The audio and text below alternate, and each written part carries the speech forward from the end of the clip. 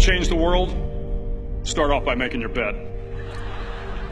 If you make your bed every morning, you will have accomplished the first task of the day. It will give you a small sense of pride, and it will encourage you to do another task, and another, and another. And by the end of the day, that one task completed will have turned into many tasks completed. Making your bed will also reinforce the fact that the little things in life matter. If you can't do the little things right, you'll never be able to do the big things right. And if by chance you have a miserable day, you will come home to a bed that is made, that you made. And a made bed gives you encouragement that tomorrow will be better. To pass SEAL training, there are a series of long swims that must be completed. One is the night swim. Before the swim, the instructors joyfully brief the students on all the species of sharks that inhabit the waters off San Clemente. They assure you, however, that no student has ever been eaten by a shark, at least not that they can remember. But you are also taught that if a shark begins to circle your position, stand your ground. Do not swim away. Do not act afraid. And if the shark, hungry for a midnight snack, darts towards you, then summons up all your strength and punch him in the snout, and he will turn and swim away. There are a lot of sharks in the world. If you hope to complete the swim, you will have to deal with them. So if you want to change the world, don't back down from the sharks. Over a few weeks of difficult training, my SEAL class, which started with 150 men, was down to just 42. There were now 6 boat crews of 7 men each. I was in the boat with the tall guys, but the best boat crew we had was made up of the little guys, the Munchkin crew, we called them. No one was over 5'5". The Munchkin boat crew had 1 American Indian, 1 African American, 1 Polish American, 1 Greek American, 1 Italian American, and 2 tough kids from the Midwest. They out-paddled, outran, and outswam all the other boat crews. The big men in the other boat crews would always make good-natured fun of the tiny little flippers the Munchkins put on their tiny little feet prior to every swim. But somehow these little guys from every corner of the nation and the world always had the last laugh, swimming faster than everyone and reaching the shore long before the rest of us. SEAL training was a great equalizer.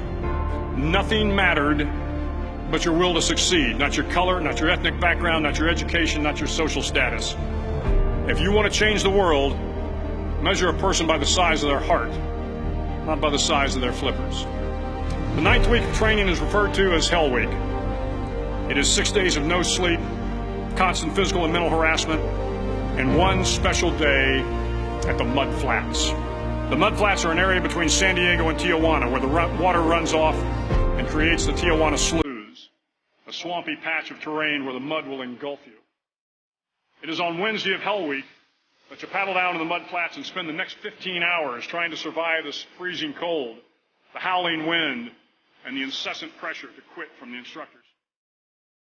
As the sun began to set that Wednesday evening, my training class, having committed some egregious infraction of the rules, was ordered into the mud. The mud consumed each man till there was nothing visible but our heads. The instructors told us we could leave the mud if only 5 men would quit. Only 5 men, just 5 men, and we could get out of the oppressive cold. Looking around the mud flat, it was apparent that some students were about to give up.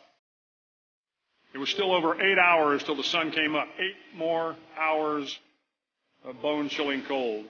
The chattering teeth and the shivering moans of the trainees were so loud, it was hard to hear anything.